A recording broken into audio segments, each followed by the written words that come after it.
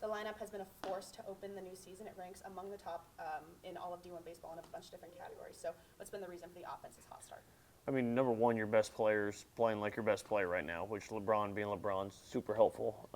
But at the same time, I think you're just getting production everywhere. You know, I think you've had Fowler be great, you've had Bonamala be great, you've had Braun, you've had Hodo, you've had Snell, you've had everything in between. So there's just been a lot of consistency, and it seems like every day it's somebody new, you know, and I think that's the best offenses do that. It's not the same guy you're leaning on. It helps when your best guy is playing like your best guy, but we're getting production all through the lineup, which means they can't just pitch around Braun and give it to somebody else. Yeah. And one of Alabama's strengths has just been getting on base in general. So what do you attribute to the lineup's success to just constantly getting on base? Yeah, I think a big piece of that is what Pap does every day out here with the hitters. You know, I mean, it's been our point of emphasis since we got back in August of being aggressive in a really small window. And when it's not in there, we take it. And I know that sounds that simple, but it's really hard to do when guys are throwing 95 and it's moving and going different directions. But I think just the day-to-day, I mean, there's not a day goes by that's not the priority of the day over everything else. And so I think because that our slugging numbers are up, and I think because that we're walking more, we're getting on base more, and we're scoring a lot of runs because of it. So I think it's just that day-to-day focus from day one of the fall.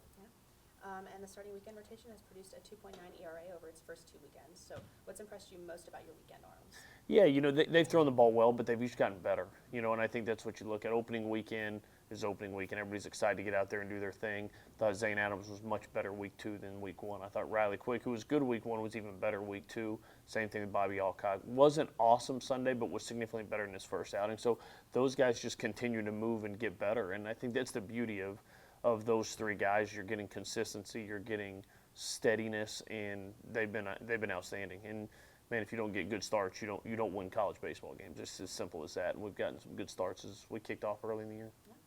And a solid percentage of this team is made up of players who are wearing the script day for the first time. So what do you think about the team's chemistry so far in spite of a bunch of different new faces? Yeah, I think whether we like it or not, I think that's kind of the new era of college athletics, you know, and I think with the transfer portal the way it is and with movement the way it is, I think that's what you're going to see a lot of years. And our hope is we can continue building through some of these young pups that come in here, but I think you're going to see a lot of new faces every year. And man, the guy that I talk about all the time is Brennan Norton. Brennan Norton is the reason this group is so close, because that he's nuts. He's out there. He's himself, but he's our heartbeat. He is.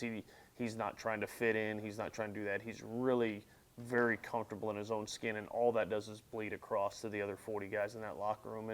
And obviously great player, but what he has brought, his personality, his dynamic, being one of those new guys you talk about, it's not easy to do, but his fingerprints are all over the identity of this group. Yeah. And you guys are off to a 9-0 start, but in spite of that, where do you think you guys stand to improve? Offensively, we're doing some really good things, like really, really good things, but we have to get better in the short game. We have to get better bunting the baseball and doing some of that, because I told our hitters yesterday when we were out here, it's like the air raid in football, right? Like they're fun offenses to watch, but they never win the national championship. The team that wins the national championship is the team that can throw it downfield and also turn around and hand off the ball.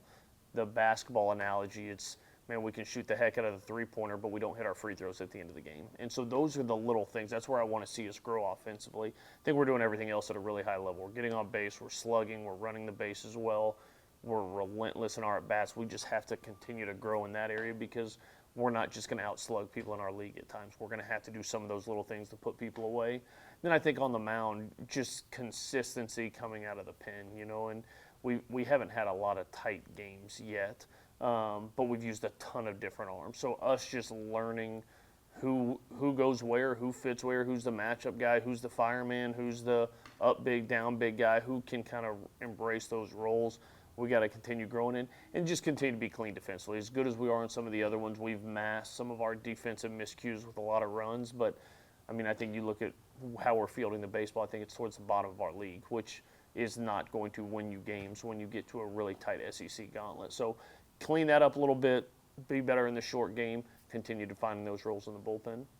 And then last question is, based on everything you've learned through the season so far, what kind of challenges does North Dakota State present this weekend? Yeah, they just do some different things. You know, their little leadoff guy can run, he can push, he can drag, he can do some short game stuff. They're going to be tough. You don't go to school in Fargo, North Dakota, and be soft. It's impossible. It's going to. I mean, you spend half your year on the road, so for them, this will be a huge weekend for them. I mean, they're playing in an SEC place in beautiful weather. Those guys have nothing to lose. They're going to come out and play really, really hard. And for us, you come off a big weekend. You come off, really slugging the baseball on Tuesday. It will be very easy for us to, like, all right, we got A&M in 2 weeks. And if we do that, we're going to take a lot of steps backwards. And this game has a way of humbling you. So I just want to see us continue to push forward, continue to compete against the best version of what we can do. But this group, I think, has a chance to be a lot of fun this year.